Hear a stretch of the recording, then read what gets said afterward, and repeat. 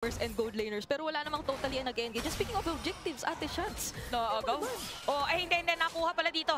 Ito na yung labanan ng mga TZ natin.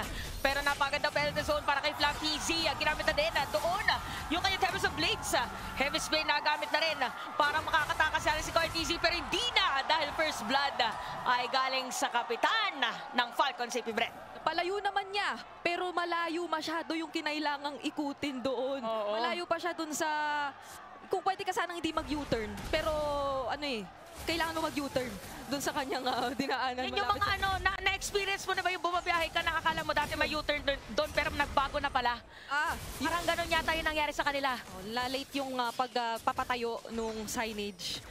Ngayon ay mukhang mapapaaga naman ang pagkahanap kay Few dahil nga kinuha niya yung first blood pero hindi naman siya totally nabawian doon. Grabe yung aurahan ng natin, parang kada lanes may sari-sariling laban. Dito lang po, parang after ng mga ilang araw, ilang ulit ako nakakita na talagang ramdam mo yung intensity ng galaw ng mga players, pero kaya nilang kumalma. Actually, nagre-reflect yun kasi ma-action siya pero hindi necessarily nagta-translate sa mga kills. Kasi recently, madami tayo nakikita na early pa lang, ma-action na, pero may mga nakukuha talaga ng mga pick-offs. Dito talagang mag-try, pero hindi nila hayaan na magiging matagumpay. Ay, ang galing. Oh, ito yung mga parang nasa bugso ka ng damdamin mo, pero naalala mo hindi. Bawal akong magsalita ng ako ay galit. At ang galit na galit yung damage dito ng Julian ni Few. At may kita natin na sisimulan ng Falcons April Ben. Dito yung Turtle. Mukhang hindi makakapag-contest ang Liquid Echo. Na-reset, guys! Na-reset! Sabi lang natin, mukhang magkakaroon pa ng posibilidad dahil yung Feathered Airstrike inilapag na. Kaso nga lang may penalty zone. Maka-cancel dito si Sanji pero Minoan Fury ay ginamit din naman. Pero mukhang Kyle TZ pa rin ang makakasecure ng ating Turtle. At dediretso na nga yata. Owen is down. At ginamit kay Heavy Spin. Suntok para dito kay Sanford. Ginamit pa yung pagpasok doon ni JP. Pero Flam TZ, naku, nabitin! Pero lalaban pa rin. Nandito rin si Kyle TZ pero si Few. Hindi pa tapos ang laban natin 2v2. Pero makukuha ng kill. Dito ang side ng Falcons AP Bren. Ibang klase ka, Kapitan! Yung kanyang mga galawan, lahat pwedeng iwasan. Tapos meron pang nagaganap na outplay yan. Pero speaking of Sanji, ma-outplay pa ba ito? Mukhang hindi na. Tinempest of Blades ni Kyle TZ kahit papaano ay nakakuha pa ng higit na kalamangan lalo ang Falcons AP Bren. Alam mo, kinikilig ako dito sa nakikita nating laban ngayon dahil nagkakamay-kruhan ang mga players natin. Even si Sanford at saka si Carl TZ, akala ko nung moment na yun, sila yung lalamang doon sa team fight. Grabe dito yung mga nagiging alalay, no? Yung Sansan natin, tapos maging si Flap tsaka si Few. Kung paano sila nagtutugma dito. Parang nagkakaroon na naman din ng labanan ng, of course, chemistry na hindi na natin maikakaila ay sobrang litaw. At meron na talaga para dito sa dalawang teams natin. Pero teka lang, grabe naman doon ang maagang pagpapabagsak na ginawa. Na makaklear lang naman din agad. At mukhang naka-Flask of the Oasis first item na dito si Owen. So, pwede natin balikan yung mga nangyari nung MPL din na ano kayang timpla nung baka ni Minotaur or nung Minotaur ni Owen ngayon. Kasi may times na gusto niya muna, sobrang kunat. Pwedeng gusto rin niya, Flask muna. Kaso, Sanford? Grabe! Ay! Feather Blades! Pero nauntog! Nako po! Nagkamali ng napasukan na boxing ring. Dito si Kyle TZ. And napaganda na pinapakita even sa may top lane. Parang non-stop ang poke na ginagawa ng two teams. Tapos meron pa palang Turtle. Sinisimulan na naman. Brigida, dito natin dalawang kupunan. Si JP ginamit na ron yung kanyang Earth Shatter. Pero free hit para sa kanya. Minowas Fury nandun din. Tapos meron pa nga napakagandang retribution para kay Carl TZ. Objectives pala ang labanan. Kaya Liquid Echo muna ang makakasecure niyan. Using the heavy spin once again. Pero dito sa itaas, teka lang, magkaka-outplayan ba? Kamuntikan para kay Sanford! Pero grabe yung iwas na nagawa doon, Tempest of Blades at wala ka na magiging takas pa. Pero literal na kapag katuwing aakyat at bababa tayo ng mapa, parang kailangan laging merong nagkikita. Oo, sabi nila, pinuno daw kasing Amazon Arena. Hindi pwedeng ma-aksyon. Hindi pwedeng hindi ma-aksyon yung laban. At kakatapos lang ng teamfight natin kanina sa taas para may pokes na naman. Nasira na na Liquid Echo yung torre doon sa ibaba. So more on objective yata talaga. Ang gustong gawin dito, dalawang turtle din sa kanila napunta.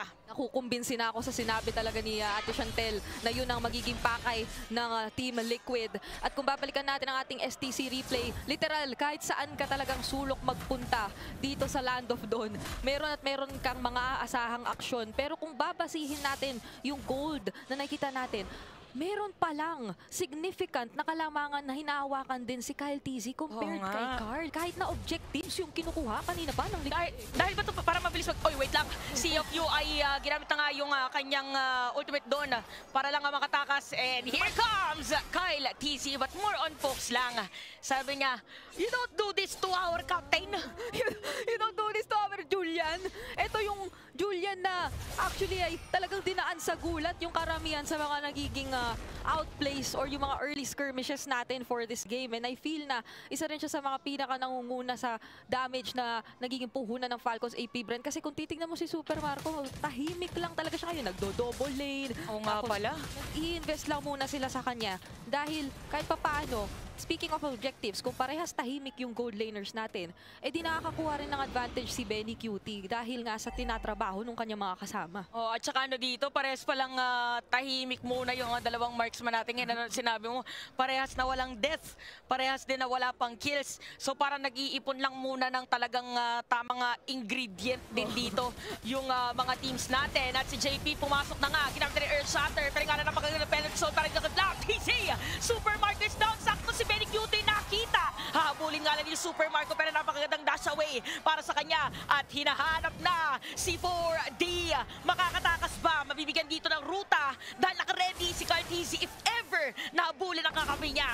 Hindi lang yung healing ng motivational roar yung malaking bagay dito ngayon for Falcons AP Bren. Ultimo yung timing nung Minoan Fury na pinang-counterset doon ni Ogwen ay napakalaki nung nabago para sa takbo nung naging teamfight natin kanina for Falcons AP Bren. Pero ngayon ay magiging delikado yata ito si JP. Nagtatry humanap ng impormasyon pero papalayuin lang ulit ng Falcons AP Bren. Sabi nila amin na yung espasyo dito. Oo, grabe talagang hinarangan na dito ng mga players ng Falcons AP Bren. Pero para makakapasok pa rin yata dito Liquid Echo. Penalty zone na naman para kay Flap! TC! JP is down of dead direction pa nga. Nagkakapalitan na. Si Sanford nandito na rin. Napakagandang disperse para kay Ogwen. Oo, pero ang Lord ay mapupunta pa rin sa Falcons AP Bren at iniisa-isa na nila yung mga natitirang miyembro ng Liquid Echo. Kaya sabi ni Benny QT, hindi muna ako sasama dyan. Kinakailangan ay tumabaho muna ako doon sa itaas. And at most, yun yung trade na makukuha nila sa ngayon. Talagang ito yata ang nasa script ng Liquid Echo. Okay lang daw na makuha yung Lord, pero kukuha naman sila ng ibang objective. Pero Falcons AP Bren, meron din silang bawi na ginagawa. Actually sila nga yung lamang dito sa laban natin. Gusto nga nila na pino-force yung team fight no? Parang pagka nakikita talaga natin na o sige, sabihin natin, Liquid Echo, sige na nga, mag-try tayo, lumaban tayo. May hahanapin sila, may ita-attempt sila sa pangungunan ni JP. Kaso maganda lagi yung nagiging bawi ng Falcons AP Bren. Kumbaga yung specialty nung counter-engage, counter-set ng Minotaur Terisla, talagang namamaximize nila ng sobra. Oh, grabe si Kuya Flappy Bird. Ay, para siyang Angry Bird ngayon. Flappy Bird tuloy. Pero ang ganda kasi ng mga penalty zone niya. Di ba, parang lagi sakto. Akala natin yung sinabi mo na maganda na sana yung setup dito ni JP. Pero medyo may sagot lagi dito Falcons AP Bren. Kaya sila muna yung nagbibigay ng pressure. 11 minutes pa lang yung laban natin pero parang Oo ano. akala ko dami na nangyari. Teka lang, 11 minutes pa nga pala, no? So, sana ay natutunawan ng mga kakakain lang ng hapunan kahit ganito yung mga nakikita nating kaganapan dito sa first game pa lang ng ating best of 5 series. Dahil alam namin ay medyo late na rin dyan sa Pilipinas, mga 8:30 PM na dyan. Kung hindi tayo nagkakamali, mga 8:25. So ngayon ay check naman natin dahil magkakakitaan yata sila sa purple buff ng Liquid Echo. Napaka-importante nito, nagamit na rin yung mga retribution ng ating mga junglers. So talagang grabe yung pressure, no? Again, after nito, wala na tayong lower brackets. Yung mananalo, diretso na ng Grand Finals. Tapos yung entrance kasi, Ate Bridge, hawak-hawak nila yung mga keys nila. Sobra. Again, parang kung sino magcha-champion, makukuha mo kahit isa dun eh. May daladalang emosyon talaga yung mga players natin kung titignan kanina. Ito na yung baka huling tsansa talaga ng kung sino mang kupunan na matatalo rito na mahawakan yung susi na yun kasi diretso sa hydraulic press. Kaya si Pressman yun mamaya. Pero tingnan muna natin dito sa orange buff pala, kamuntikan mangyari yung susunod na ganap. Pero magiging maingat lang din talaga ngayon ang Falcons AP, Bren. Ay, tsaka maingat din yung Echo. Akala ko, di ba, pag nakita na kasing ginamit yung penalty zone, minsan, ay, nagamit na ni Flav yung ano niya. Di, mamaya na. Kasi pa rin, no? Kasi yung kilala tayo para sa Filipino Lord Dance. Kahit anong adjustment ang gawin natin sa Lord.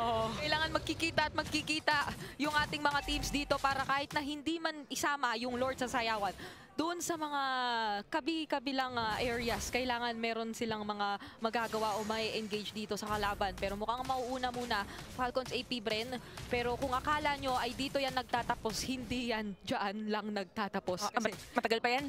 Meron pang mga nag-a-attempt sana na umakyat dun eh. Itong si Kyle tsaka si Few, kamuntikan sana maghanap dun sa top eh. Di ba? Parang sumasayo. Cha-cha-cha. Cha-cha-cha. Parang nagcha-cha-cha na lang yung Lord. Diba? Kasi mamaya pa yan. Hindi tayo tinagurian na tahanan ng Filipino Lord. Wala nga, sa iba nakatira yung Filipino Lord Dance. Kaya nauso ang katagang Filipino Lord Dance. Yes.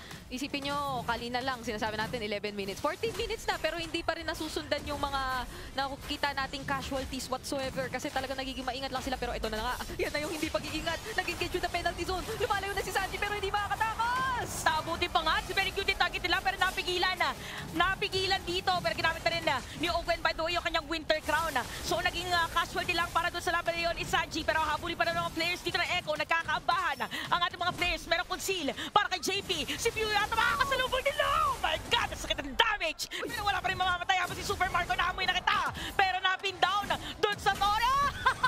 Penalty zone para kay Flap TC. Kailangan na tumakbo ngayon ng Liquid Echo dahil kumakalmot na nga si Super Marco. Maabutan si Sanford, Tempest of Blade, si Car TZ naman ang sinusunod na target pero ma-shut down si Kyle TZ. Flap TZ naman ang makakakuha ng kill doon sa jungler ng Liquid Echo pero eto na ba yun? Kasi malapit na sila sa base ng Liquid Echo. Meron pa minion wave dito sa side of Falcons AP, Bren. Si Sanji lang nandito, si JP parang mapapatay na rin. Super Marco makakakuha ng kill pero nabuhay na ang minion wave. Dito na Liquid Echo, hindi pa tapos ang laban. Game number 1 pa lang yung nakikita natin. Hindi ko makapaniwala na game 1 pa lang ito, Ate Chantel. Sanji mag-isa pero tinalunan. May iwasan nga lang yata. Ita-dive under the turret at mapapatumba na. Andito na rin yung minions at mukhang ang unang laban ay mapapasa kamay ng Falcons AP, Bren. FCAP ang nagwagi sa pinakaunang laban. Grabe ang ating nakitang aksyon. Mabilis ang